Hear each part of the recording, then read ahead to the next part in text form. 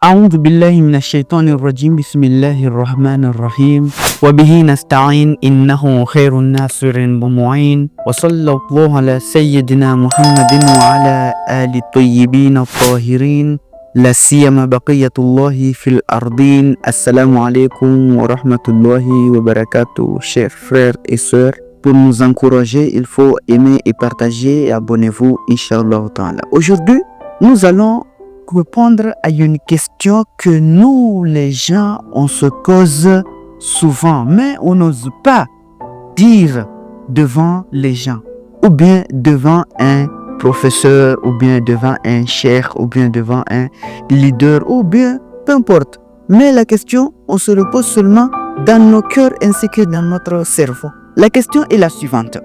Pourquoi Dieu a-t-il créé tant de créatures, y compris les humains?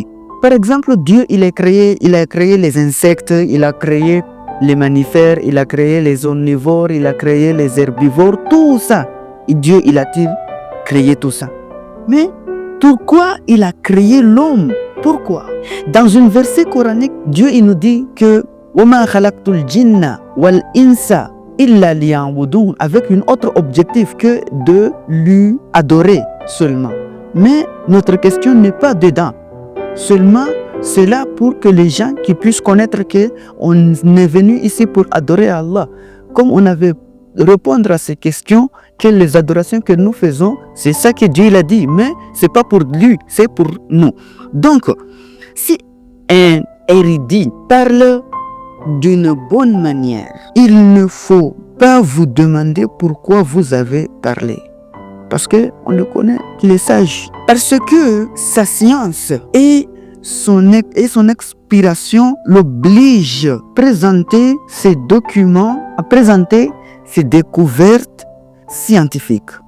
Mais si ce savant reste silencieux avec toutes ses perfections et cache ses découvertes parce que la question se pose: pourquoi ne l'avez-vous pas dit? Par exemple, supposons un peu, on est ici dans ce monde, Dieu existe, mais Dieu n'avait pas envoyé des prophètes, Dieu n'avait pas envoyé la pluie, Dieu n'avait pas envoyé le soleil. Comme si par exemple quelqu'un vient de construire une maison et le laisser comme ça.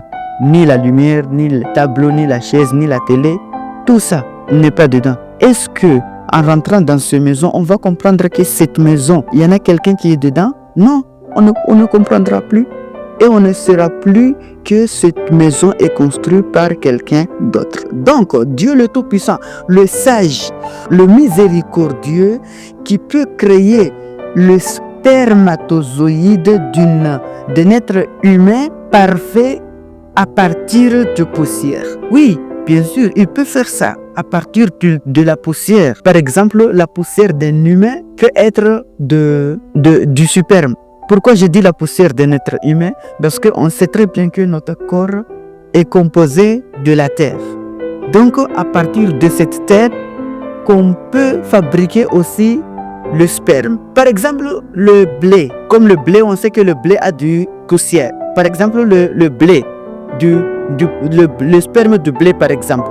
Ou bien, notre sperme peut-elle être comme sous forme du blé? S'il n'est pas créé, on se demande pourquoi n'avez-vous pas pu utiliser votre pouvoir et n'avez-vous pas prié? Donc, si Dieu, il avait fait notre spermatozoïde sous forme d'une poussière de blé, donc cela, nous les gens, on peut dire que pourquoi Dieu a fait telle chose? On peut dire que aussi il a fait cela parce que il ne voulait même pas que nous les gens savent. Et nous aussi, on peut dire que Dieu ne sait rien du tout. Donc, chers frères et sœurs, Dieu, il sait ce qu'il fait. Lui, il n'est pas comme nous, qu'aujourd'hui, on commence tel objet et puis on l'abandonne. Donc, mes chers frères et sœurs, ici, c'est totalement gratuit pour vous abonner et nous suivre pour ne pas rater nos prochaines vidéos. Inch'Allah ta'ala, wassalamu alaikum wa rahmatullahi wa barakatuh.